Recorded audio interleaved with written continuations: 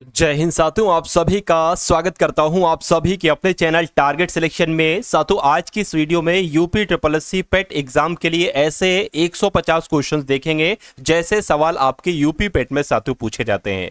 तो इस वीडियो में साथियों मैं आपको पूरे के पूरे 100 सवाल करवाने वाला हूं और आप कोशिश कीजिएगा कि इन 100 सवालों में से 35 सवाल आपके बिल्कुल सही हो जाए।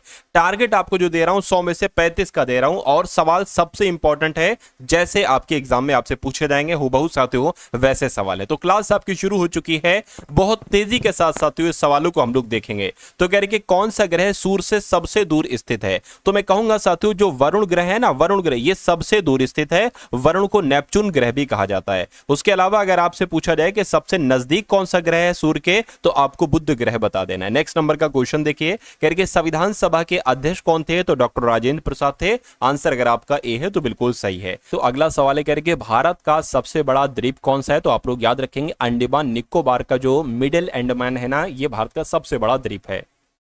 उसके बाद देखिए, गांधी जी को राष्ट्रपिता किसने कहा था साथियों? तो अगर आपका जवाब नेताजी सुभाष चंद्र बोस है तो आपका जवाब बिल्कुल सही हो जाएगा। उसके बाद देखिए, आपसे कहा जा रहा है कि कोशिका का जनक किसे कहा जाता है? तो रॉबर्ट हुक को। किसको साथियों? रॉबर्ट हुक को ही कोशिका का जनक कहा जाता है। ये काफी इंपॉर्टेंट क्वेश्चन है आपके लिए। अगला क्वेश्चन देखिए, यानी कि किस सागर को नमक का सागर कहा जाता है? ये बहुत अच्छा सवाल है। तो आपको ये याद रखना है कि मृत सागर की जब हम बात करते हैं तो मृत सागर को ही साथियों नमक का सागर कहा जाता है। नेक्स्ट नंबर का क्वेश्चन देखिए, कह रही कि द्वैध शासन प्रणाली किसने लागू की थी? तो द्वैध शासन प्रणाली तो रॉबर्ट क्लाइव के द्वारा लागू की गई थी। क्या द्वैध शासन प्रणाली साथियों रॉबर्ट क्लाइव के द्वारा लागू की गई थी? राज्यपाल किसके द्वारा नियुक्त किए जाते हैं? तो राष्ट्रपति के द्वारा, प्रधानमंत्री के द्वारा, मुख्यमंत्री के द्वारा, लोकसभा के अध्यक्ष के द्वारा। तो अगर आपका जवाब राष्ट्रपति है तो बिल्कुल सही। अगर मैं आपसे पूछूं कि मुख्यमंत्री किसके द्वारा नियुक्त किए जाते हैं, क्या मुख्यमंत्री की अगर बात करें तो ये राज्यपाल के द्वारा नियुक्त किए जाते हैं। देखिए जितने भी है ना, जितने भी स्टेट लेवल पर अधिकारी होते हैं वो सारे के सारे राज्यपाल के द्वारा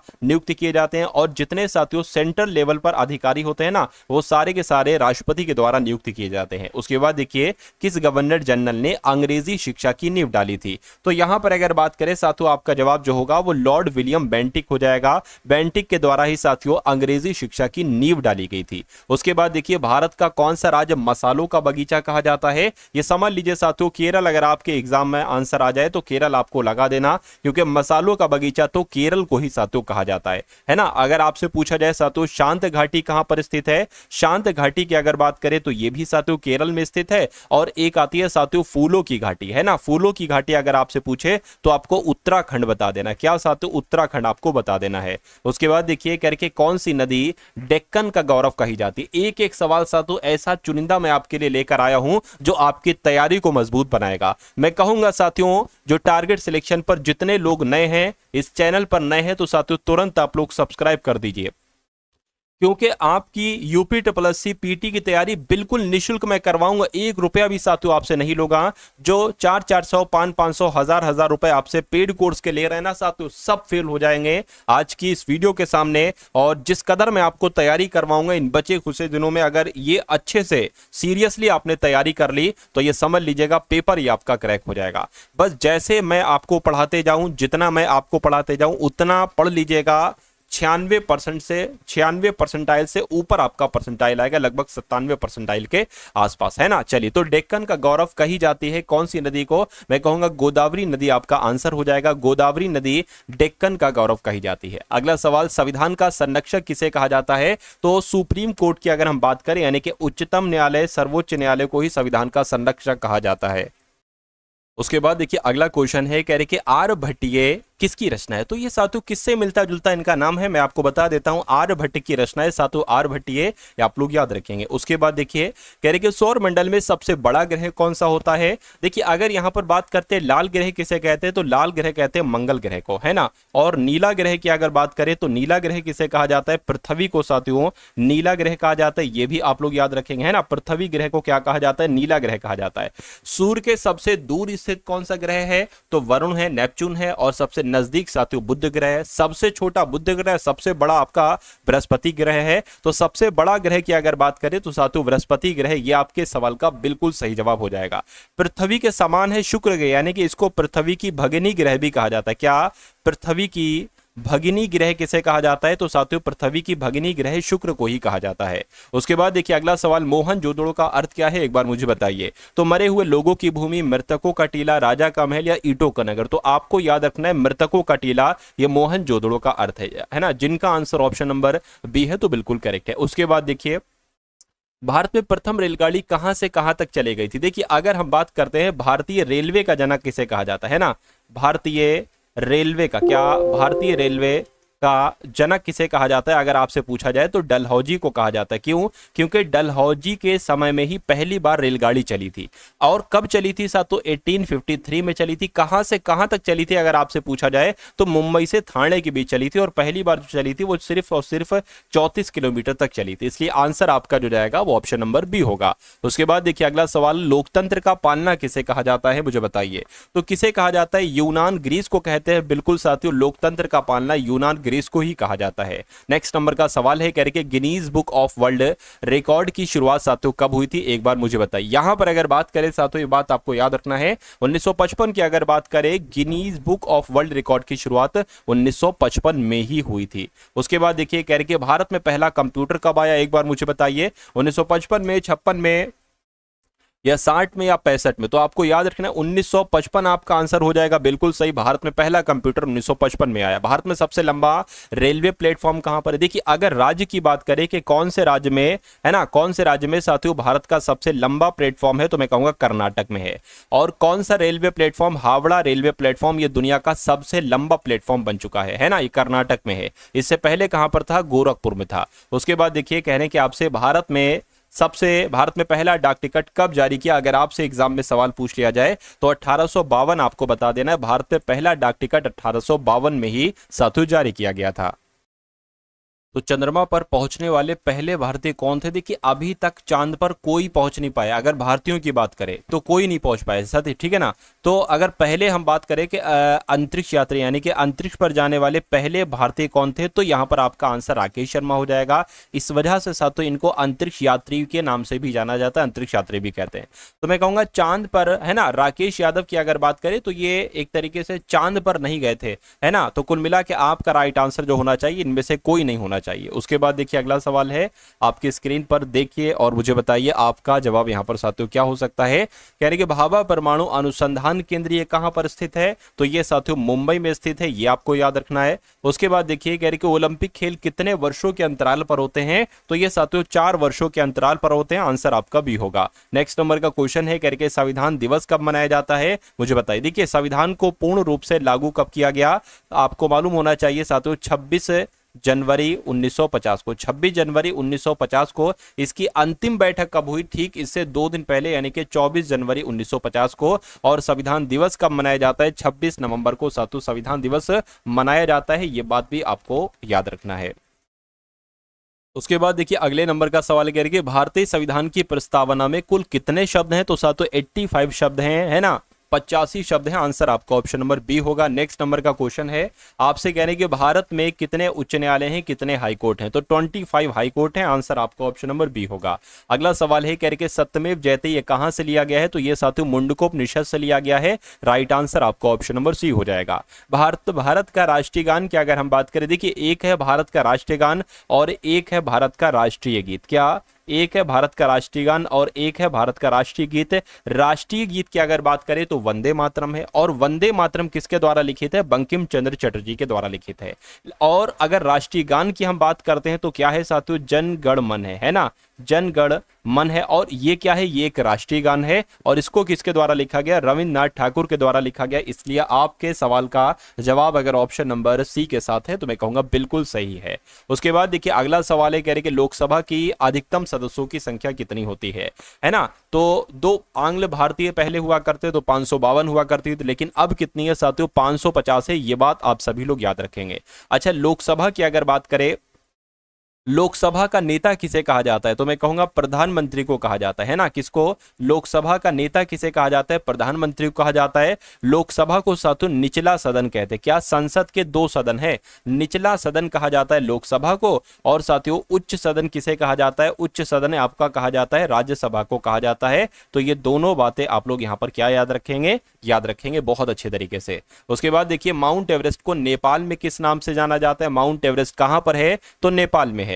और इसको वहां पर साथियों सागर माथा के नाम से जाना जाता है। ये बहुत इंपॉर्टेंट सवाल है। उसके बाद देखिए भारत छोड़ो आंदोलन साथियों कब शुरू किया गया मुझे बताइए। तो क्या आपका जवाब 1942 है? अगर 1942 है आपका जवाब तो बिल्कुल करेक्ट हो जाएगा। उसके बाद देखिए अगला सवाल कह रहे कि किस आर्थिक योजना को आर्थिक लोकतंत्र की नींव कहा गया है? तो किसकी बात चल रही है? मैं कहूंगा साथियों यहां पर क्या आपका राइट आंसर होगा? मनरेगा आपका आंसर होगा। बिल्कुल सही साथियों, मनरेगा इस योजना को आर्थिक लोकतंत्र की नींव कहा गया है। गगनयान मिशन किससे संबंधित है मुझे बताइए। तो गगनयान मिशन साथियों अंतरिक्ष मिशन से संबंधित है, इसलिए आपका जवाब जो जाएगा वो ऑप्शन नंबर बी हो जाएगा भाई। बहुत बढ़िया, वेरी गुड क्लास। उसके बाद देखिए रामचरितमानस की रचना किसके द्वारा की गई थी एक बार मुझे बताइए। तो तुलसीदास, सूरदास, कबीरदास, जयदेव। मैं कहूंगा तुलसीदास के द्वारा साथियों, है ना, तुलसीदास के द्वारा ही रामचरितमानस की रचना की गई थी। अगला सवाल है कह रहे कि स्वर्ण मंदिर कहां पर स्थित है मुझे बताइए। तो पटियाला में, चंडीगढ़ में, अमृतसर में या लुधियाना में। तो आपको ये याद रखना है कि स्वर्ण मंदिर अमृतसर में ही स्थित है। कह रहे कि भारत में डिजिटल इंडिया कार्यक्रम ये कब शुरू किया गया? ये बहुत इंपॉर्टेंट क्वेश्चन है साथियों, आप लोग याद रखेंगे, है ना। साथियों देखिए डिजिटल इंडिया की जब हम बात करते हैं तो 2015 में साथियों इस कार्यक्रम को शुरू किया गया था, इसलिए राइट आंसर आपका बी हो जाएगा। उसके बाद देखिए अगला सवाल, जय जवान जय किसान का नारा किसने दिया बताइए। देखिए एक सवाल आपसे पूछा जाता है जय जवान जय किसान में जय विज्ञान किसने जोड़ा? क्या जय विज्ञान किसने जोड़ा? तो आपको क्या बताने हैं साथियों, अटल जी ने जोड़ा, यानी कि अटल बिहारी वाजपेयी जी के द्वारा जोड़ा गया। लेकिन पूछा जाए ये नारा किसने दिया था? तो साथियों किसने दिया था? लाल बहादुर शास्त्री ने ये नारा दिया था। ये बात भी आपको याद रखना है। उसके बाद देखिए अगला सवाल है प्रथम महिला राष्ट्रपति साथियों कौन है भारत की? तो मैं कहूंगा प्रतिभा देवी सिंह पाटिल ये पहली महिला राष्ट्रपति होती थी। और दूसरी कौन है? द्रौपदी मुर्मू जी हैं, है ना। अगला सवाल देखिए लाल किले को किसने बनवाया था? तो लाल किले को साथियों शाहजहां के द्वारा बनवाया गया था। आंसर आपका भी हो जाएगा। उसके बाद देखिए पृथ्वी का सबसे ऊपरी भाग को क्या कहा जाता है? ये बहुत इंपॉर्टेंट है, बताइए। चलिए साथियों देखिए जो आपका यूपी ट्रिपल पीटी का एग्जाम है ना, इसमें एक तरीके से अगर बात करें जीएस की, क्या जनरल अवेयरनेस की अगर बात करें तो 70 नंबर की साथियों आ रही। बाकी मैथ है, रीजनिंग है, इंग्लिश है, हिंदी के क्वेश्चन है, हिंदी का गद्यांश है, इंग्लिश के क्वेश्चन है ना, वो सारी चीजें हैं। तो मेरा मानना है कि साथियों अगर आप कंप्लीटली तैयारी करना चाहते हैं तो टारगेट सिलेक्शन को सब्सक्राइब कर दीजिए साथियों तुरंत, और एक प्यारा सा कमेंट कर दीजिएगा साथियों, जय हिंद का नारा एक बार लगा दीजिएगा साथियों कमेंट सेक्शन में, मुझे बहुत अच्छा लगेगा, है ना। तो सारी रणनीति आपके लिए तैयार कर ली गई है कि क्या क्या पढ़ाना है, किस दिन क्या पढ़ाना है और कितना पढ़ाना है। तो आप साथियों सिर्फ वीडियो को देखते जाइए, इन क्वेश्चंस को तैयार करते जाइए, कैसे कैसे आपकी तैयारी कब और कितनी मजबूत हो जाएगी ये आपको भी साथियों पता नहीं चलेगा, और आप अपने इस एग्जाम को बहुत आराम से क्रैक कर डालेंगे, है ना। तो पृथ्वी का सबसे ऊपरी भाग को पता क्या कहा जाता है? क्रस्ट कहा जाता है। मैं कहूंगा बिल्कुल साथियों क्रस्ट कहा जाता है। आंसर जिनका ऑप्शन नंबर सी था तो बिल्कुल सही था। जनगण मन पहली बार साथियों कब गाया गया? तो पहली बार जो गाया गया वो 1911 में गाया गया। क्या 1911 में ही गाया गया? ये आपको याद रखना है ना। चलिए, और कलकत्ता से दिल्ली जो राजधानी लाई गई वो भी 1911 में ही लाई गई थी। उसके बाद देखिए साथियों अगले नंबर का क्वेश्चन आपकी स्क्रीन पर है, कह रहे कि प्लासी का युद्ध कब लड़ा गया था। देखिए सबसे पहले बात आपको ये मालूम होना चाहिए कि प्लासी का युद्ध किनके बीच हुआ था। तो प्लासी का युद्ध साथियों जो हुआ था वो 1757 में हुआ था। और किनके बीच हुआ था? तो ब्रिटिश ईस्ट इंडिया कंपनी थे एक तरफ, और बंगाल के नवाब सिराजुद्दौला थे एक तरफ, इन दोनों के बीच हुआ था। और इसमें जीता कौन था? जो ब्रिटिश इंडिया कंपनी थी ना, इसका नेतृत्व कौन कर रहा था? रॉबर्ट क्लाइव कर रहा था। और रॉबर्ट क्लाइव के नेतृत्व में साथियों ब्रिटिश ईस्ट इंडिया जीती थी, सिराजुद्दौला साथियों हारे थे, और ये युद्ध 1757 में हुआ था। नेक्स्ट नंबर का क्वेश्चन है, कह रहे कि ग्रीन हाउस गैस साथियों इसमें से कौन सी है मुझे बताइए। तो क्या कार्बन डाइऑक्साइड आपका जवाब है? मैं कहूंगा बिल्कुल सही साथियों, आपका जवाब अगर ऑप्शन नंबर सी के साथ है तो बिल्कुल सही हो जाएगा। अगला सवाल है आपकी स्क्रीन पर, कह रहे कि भारत में कुल कितने राज्य हैं? मैं आपको कई बार बता चुका हूं, भारत में 28 राज्य हैं और 8 केंद्र शासित प्रदेश हैं वर्तमान समय में। अगला देखिए भारत का पहला उपग्रह कौन सा था? तो जो आर्यभट्ट था ना, ये भारत का पहला उपग्रह था। आंसर आपको दिख चुका है। अगला सवाल देखिए, कह रहे कि नेताजी सुभाष चंद्र बोस का प्रसिद्ध नारा क्या था मुझे बताइए। चलिए तो मैं कह सकता हूं साथियों यहां पर आपका जवाब जो होगा वो तुम मुझे खून दो मैं तुम्हें आजादी दूंगा, ये नेताजी सुभाष चंद्र बोस का नारा था। अगला सवाल है महात्मा गांधी का असली नाम क्या था? तो दिख चुका है मोहनदास करमचंद गांधी, ये महात्मा गांधी का असली नाम था। इनका जन्म 2 अक्टूबर 1869 को गुजरात के पोरबंदर में हुआ था। अगला क्वेश्चन देखिए, भारत का राष्ट्रीय पशु आपसे पूछा जा रहा है। तो भारत का राष्ट्रीय पशु तो साथियों बाघ है। क्या भारत का राष्ट्रीय पशु बाघ है? अगला देखिए, किस स्थान पर गौतम बुद्ध को ज्ञान की प्राप्ति हुई थी? है ना, गौतम बुद्ध को क्या कहा जाता है साथियों? एशिया का ज्योति पुंज कहा जाता है। क्या एशिया का ज्योति पुंज कहा जाता है? ये आप लोग पहली बार याद रखेंगे, यानी कि लाइट ऑफ एशिया भी इनको कहा जाता है। तो इनकी अगर बात करें साथियों, बोधगया आपका आंसर हो जाएगा, यानी कि गौतम बुद्ध को ज्ञान की प्राप्ति बोधगया में हुई थी। विश्व जल दिवस साथियों कब मनाया जाता है? तो मैं कहूंगा 22 मार्च को मनाया जाता है हर साल विश्व जल दिवस। अगला सवाल, प्रथम एशियाई खेल साथियों कहां पर आयोजित किए गए थे? बताइए। तो ये नई दिल्ली में हुए थे साथियों प्रथम एशियाई खेल। और कब हुए थे? तो 1951 में पहली बार एशियाई खेल हुआ था साथियों नई दिल्ली में। उसके बाद देखिए अगला सवाल है, भारत में कुल कितने केंद्र शासित प्रदेश हैं? तो ये बात तो अभी मैंने आपको बताई थी साथियों, कितने? मैंने आपको बताया था 28 राज्य हैं और 8 केंद्र शासित प्रदेश हैं। तो इस सवाल का जवाब आपको ऑप्शन नंबर सी हो जाएगा। बिहार की शोक कहा जाता है। तो बिहार की शोक किस नदी को कहा जाता है? मैं कहूंगा कोसी नदी को बिहार की शोक कहा जाता है। अगला देखिए, महाभारत की रचना साथियों किसने की थी? तो मैं कहूंगा साथियों व्यास की अगर बात करें, वेद व्यास ने साथियों महाभारत की रचना की थी। कौन सा तत्व दांत और हड्डियों का मुख्य घटक है? मैं कह सकता हूं साथियों कैल्शियम आपका आंसर हो जाएगा। कैल्शियम ही ये जो तत्व है ये दांत और हड्डियों का मुख्य घटक है। संयुक्त राष्ट्र दिवस साथियों कब मनाया जाता है मुझे बताइए? तो ये साथियों 24 अक्टूबर को मनाया जाता है। ये बात आप लोग यहां पर याद रखेंगे। उसके बाद देखिए, विश्व का सबसे बड़ा महाद्वीप कौन सा है? तो जो एशिया महाद्वीप है ना, ये विश्व का सबसे बड़ा महाद्वीप है। उसके बाद देखिए साथियों अगला सवाल है, नालंदा विश्वविद्यालय किस राज्य में स्थित है? तो ये तो बहुत इंपॉर्टेंट क्वेश्चन है साथियों, आप लोग याद रखेंगे। बिहार में स्थित है नालंदा विश्वविद्यालय। अगला क्वेश्चन है, भारतीय राष्ट्रीय कांग्रेस की स्थापना कब हुई थी? तो साथियों 1885 में हुई थी। भारत का सबसे ऊंचा जलप्रपात की अगर बात करें तो कौन सा है साथियों? जोग जलप्रपात है। नेक्स्ट नंबर का क्वेश्चन देखिए, हरित क्रांति के जनक के रूप में किसको जाना जाता है? तो अगर आपका जवाब साथियों एमएस स्वामीनाथन है तो बिल्कुल सही हो जाएगा। अगला क्वेश्चन देखिए, रक्तदान दिवस कब मनाया जाता है? यह भी इंपॉर्टेंट क्वेश्चन है। तो 14 जून को साथियों रक्तदान दिवस मनाया जाता है। शून्य का आविष्कार किसने किया था? तो भास्कराचार्य ने, आर्यभट्ट ने, वारामिहिर ने या ब्रह्मगुप्त ने? तो आपको याद रखना है आर्यभट्ट के द्वारा शून्य का आविष्कार किया गया था। वंदे मातरम गीत साथियों किसने लिखा था? तो मैं कहूंगा बंकिम चंद्र चटर्जी की अगर बात करें तो वंदे मातरम गीत लिखा था। आंसर आपका बी होगा। भारत का सबसे बड़ा मेले की अगर बात करें तो ये कौन सा है? कुंभ मेला है, दशहरा मेला, पुष्कर मेला है या गंगा मेला? तो कुंभ मेला जो है ये भारत का सबसे बड़ा मेला कहलाया जाता है। अशोक स्तंभ साथियों कहां पर स्थित है? तो अशोक स्तंभ जो है ना वो सारनाथ में स्थित है। आंसर आपका सी होगा। भारत में पहली बार साथियों जनगणना कब की गई थी? तो पहली बार जो जनगणना की गई थी वो साथियों 1872 में की गई थी, लेकिन पहली बार नियमित जो जनगणना हुई व्यवस्थित रूप से वो 1881 में हुई। तो इस सवाल का जवाब आपका ऑप्शन नंबर ए होगा। अगला देखिए, यानी कि अमर जवान ज्योति ये कहां पर स्थित है? तो ये साथियों इंडिया गेट में। आंसर आपका बी होगा। उसके बाद देखिए, संविधान का जो मूल कर्तव्य ये किस अनुच्छेद में है? तो मैं कहूंगा अनुच्छेद 51 का जो ए है ना, किस क्रांति को सफेद क्रांति कहा जाता है? तो ये बात आपको मालूम होना चाहिए साथियों, जो आपका दुग्ध उत्पादन है ना इसको सफेद क्रांति के नाम से जाना जाता है। अगला सवाल है, किसे भारतीय संविधान का वास्तुकार कहा जाता है? तो मैं कहूंगा डॉक्टर राजेंद्र प्रसाद को नहीं, पंडित जवाहरलाल नेहरू को नहीं, डॉक्टर भीमराव अंबेडकर को ही भारतीय संविधान का वास्तुकार कहा जाता है। उसके बाद देखिए अगला सवाल, जलियांवाला बाग हत्याकांड साथियों कब हुआ था? तो या तो आपको मालूम होना चाहिए साथियों, और मालूम भी है 1919 में हुआ था। नेक्स्ट नंबर का क्वेश्चन देखिए, भारत का राष्ट्रीय वृक्ष साथियों कौन सा है? तो भारत का राष्ट्रीय वृक्ष साथियों बरगद का पेड़ है। बरगद आपका आंसर हो जाएगा। नेक्स्ट नंबर का क्वेश्चन देखिए, पृथ्वी दिवस साथियों कब मनाया जाता है? तो ये 22 अप्रैल को मनाया जाता है। अगला देखिए, किसे भारतीय अंतरिक्ष कार्यक्रम का जनक कहा जाता है? तो साथियों क्या विक्रम साराभाई आपके सवाल का जवाब होगा? मैं कहूंगा बिल्कुल विक्रम साराभाई को ही भारतीय अंतरिक्ष कार्यक्रम का जनक कहा जाता है। भाभा एटॉमिक रिसर्च सेंटर की स्थापना कब हुई थी? तो 1954 में हुई थी। बिल्कुल सही साथियों 1954 में हुई थी। राष्ट्रीय आय की गणना कौन करते हैं मुझे बताइए? तो राष्ट्रीय आय की गणना साथियों केंद्रीय सांख्यिकी संगठन के द्वारा की जाती है। यहाँ पर राष्ट्रीय सांख्यिकी कार्यालय लिखा है, तो ये भी आपका आंसर हो जाएगा। अगला सवाल है, भारत का सबसे बड़ा पुस्तक का मेला कहाँ लगता है? तो ये दिल्ली में लगता है। आंसर आपका सी होगा। उसके बाद देखिए, यूनेस्को का मुख्यालय कहां पर है मुझे बताइए? तो फ्रांस की राजधानी पेरिस में। क्या फ्रांस की राजधानी पेरिस में ही साथियों यूनेस्को का मुख्यालय है। जय हिंद का नारा किसने दिया था? तो आपको दिख चुका है सुभाष चंद्र बोस के द्वारा ही जय हिंद का नारा दिया गया था।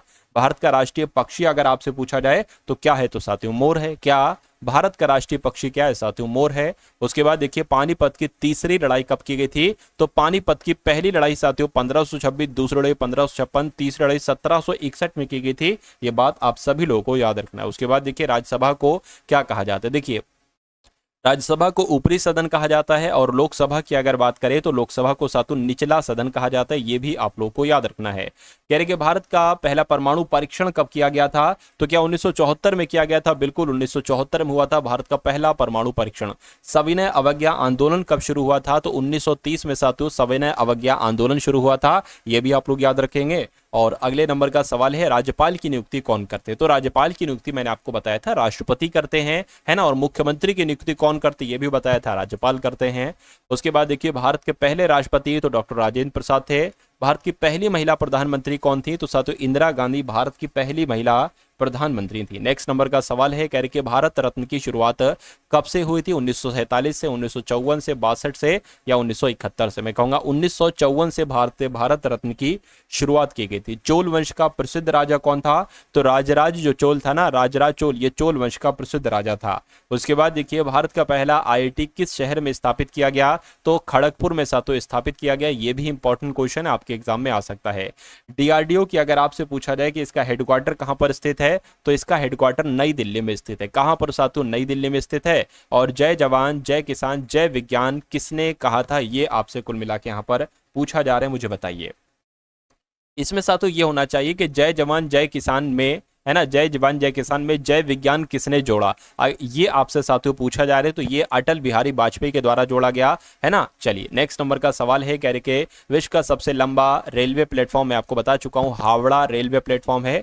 संविधान के अनुसार राजभाषा कौन सी है? तो संविधान के अनुसार राजभाषा हमारी हिंदी है। आंसर आपका बी होगा। और भारत का सबसे लंबा राष्ट्रीय राजमार्ग कौन सा है? तो नेशनल हाईवे 44 आपके सवाल का बिल्कुल सही जवाब है। उसके बाद देखिए कह रहे कि भारतीय थल सेना दिवस कब मनाया जाता है? तो ये 15 जनवरी को मनाया जाता है। कब साथियों? 15 जनवरी को भारतीय थल सेना दिवस मनाया जाता है। भाई बहुत बढ़िया, वेरी गुड क्लास। भारत का राष्ट्रीय फूल की अगर बात करें तो गुलाब है, कमल है, सूरजमुखी है, ये चमेली है। तो इस बात का जवाब आपको, इस सवाल का जवाब आपको साथियों कमेंट में देना होगा। यानी कि 200 नंबर का आंसर जो भी होगा, ए होगा तो ए लिख देंगे, बी होगा तो बी लिख देंगे।